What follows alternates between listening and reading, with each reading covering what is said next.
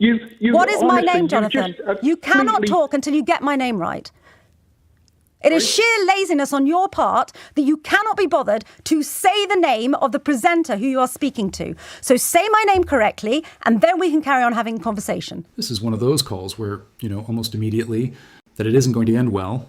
Not because the presenter loses control, but because the caller does. What starts as a predictable rant about immigration and asylum seekers quickly turns into something far more revealing. The caller unloads a whole checklist of grievances, blaming migrants for the NHS crisis, the housing shortage, and just about everything else that's gone wrong in the country. It's confident, it's loud, and it's very familiar. Before we jump in, tell me where you're tuning in from. And remember to like and subscribe. Your support helps the channel grow and keeps these stories coming. But here's the thing. This argument doesn't collapse because of complex policy, detail, or obscure statistics. It collapses because of one small telling moment, as the presenter calmly pushes back, asks for clarity, and challenges the contradictions.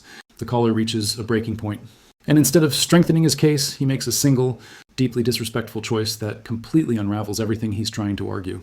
In that moment, the debate stops being about immigration altogether. It stops being about asylum systems, numbers, or public services.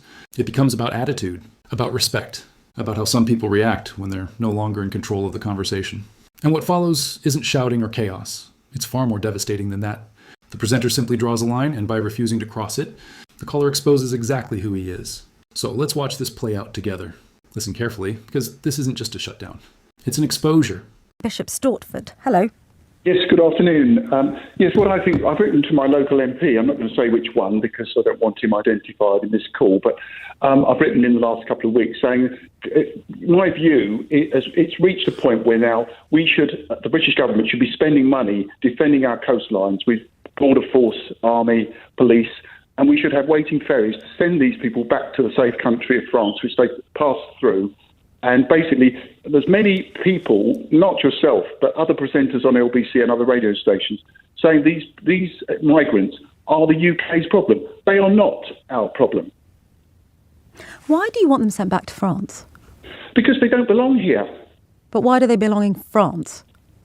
Because they've come through France. France is not at war, last time I knew. It's a safe country. So why have they come here? They come here because they can get benefits here. France gives them nothing. How many people do you think... That's why they come. How many people... And the other thing, you're wrong in saying, as you said earlier, that the government is saying that these migrants, people are thinking the migrants are all the problem with the economic meltdown of this country. We're certainly not. Well, you That's may not be, Jonathan. You may not be. But I tell you what, I've been on this station now since September of last year, and almost every time we hold this phone in, I can see it because I can see the text, Jonathan, live.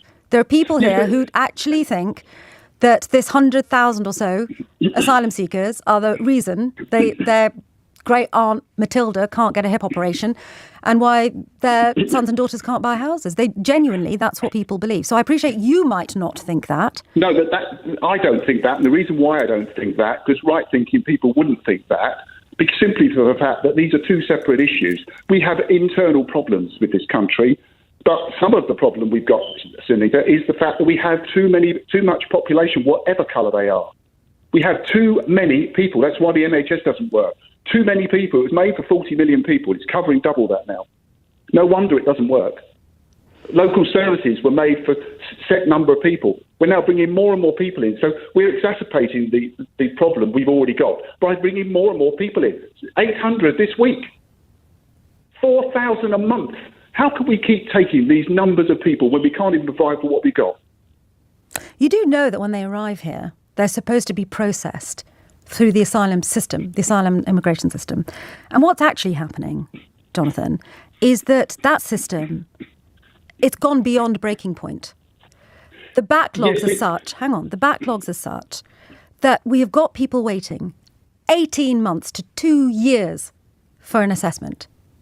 Could it actually be that what we are seeing is a collapse in the system, and that it isn't the fault of people who are coming here seeking shelter from war, in some cases economic hardship, fleeing environmental disaster, fearing their lives because they may be gay, for example, and in the countries that they come from, they can't live peacefully. Do you not think that the real problem here is system collapse And the only people responsible for that system collapse is the government of the day. What it is, and you know what I'm going to say, it's been identified, because we've had to think this way, the system is against these people because we don't want them. They are not our problem. There's no problem with the system. I'm totally confused by why you keep saying them. they're not our problem. If somebody They're comes not to our our problem. shores seeking help, I don't doesn't see them. make them our Hang on a problem. minute, Jonathan. I don't see them as a problem. I see them as a human being who has to be subject to the systems that we have of the day to assess what their claim is and whether or not, under international law, including the European Convention on Human Rights, to which we are signatories, or the 1951 Convention, the UN Convention on Refugees, I don't see them as a problem. I see them as a human being, potentially in a great deal of need. And I see us as a first world country, the 6th largest economy in the world. And I see them as people who may need shelter and as people who might be bringing something to this country. That's how I see them. So why do you see them as a problem? Yeah, but you've just said earlier in your programme that we're poorer now, apart from London, we're poorer than Mississippi. So how can we be this great, rich nation? You are mixing We're not. two things. You are completely mixing two things up. Really not. It's you that's wrong. You are completely wrong. Okay, This let me tell you. country Well, hang on a cannot minute. keep taking Wait all a these minute, people. Jonathan. What am I wrong on exactly? Because first of all, you start this conversation by saying to me that, Sangita, you're absolutely right. The reason we've got massive waiting lists, bigger than ever before, the reason we can't buy houses, the reason our economy has flatlined is not because of this 100,000 asylum seekers. And now you're saying it is. So which one is it, Jonathan? I'll tell you which one it is, Sunita. You're wrong. First of all, because get my you're name right. mixing- First of all, You get are my name wrong. right. What is You're my name? completely- Jonathan, what is my name? You What is my honestly, name, you Jonathan? just You cannot completely- talk until you get my name right. It is sheer laziness on your part that you cannot be bothered to say the name of the presenter who you are speaking to. So say my name correctly, and then we can carry on having conversation.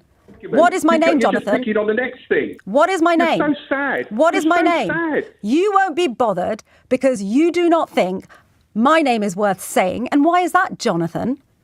I think, right, you're wrong. And you're just using this name thing now because you're being picky, because you're losing the argument. I'm certainly not losing the argument, my friend. Completely. Not People on in this any level country am are I not losing. getting what they want. Okay, hang Because on a there's minute. Too many people. Let me hang on. You think this country is quote unquote full and we have too many people. You think we have no legal obligations to assess the claims made by asylum seekers. Wrong. You seem to think that the reason you can't get a hospital appointment, or whoever it is you think can't get a hospital appointment, is because of these asylum seekers. You are wrong. You seem to think the housing crisis is because of these few thousand people. You are wrong. I have not lost this argument in any way, shape or form. And you, Jonathan, do not have the decency to ring up this radio station and say my name properly. My friend, this call is over. Call me again when you've learned what it is. Thank you very much indeed. And that's really where this call ends. Not with a bang, but with an unmasking. By the time Jonathan reaches the end of his rope, the facts have already slipped through his fingers. His claims don't hold. His logic keeps folding in on itself. And once that pressure sets in, something else surfaces instead. The impatience, the dismissal, the refusal to show even the most basic courtesy. That's the moment the argument stops being about asylum policy or public services and becomes about character. What's so effective here is the pivot. Sangita Myska recognizes instinctively that there's no point continuing a policy debate with someone who won't even acknowledge the person they're speaking to. So she shifts the frame. One simple question, one basic expectation. Say my name correctly, and suddenly the caller can't proceed. His reaction tells you everything. He calls her picky, as if asking to be addressed properly is an inconvenience, as if her identity is a distraction rather than a given. And that's a classic move in this kind of exchange. When the argument isn't going your way, you stop engaging with the point and start diminishing the person. It's not about winning anymore. It's about asserting dominance. The hypocrisy is hard to miss. Earlier, Jonathan insists that right-thinking people wouldn't blame asylum seekers for the country's economic problems. Yet moments later, he does exactly that, blaming too many people for the collapse of the NHS and public services. He wants to sound reasonable, but the foundation of his argument rests on the very prejudice he claims to reject. That's why this shutdown lands so cleanly. It isn't about a name in isolation. It's about what refusing to say that name represents. A lack of respect, a refusal to see the person in front of you as an equal. And once that's exposed, the rest of the argument doesn't matter. So no, she didn't just win a debate. She revealed the motive beneath it. And in doing so, she showed how quickly some arguments fall apart when they're forced out into the open. What do you make of it?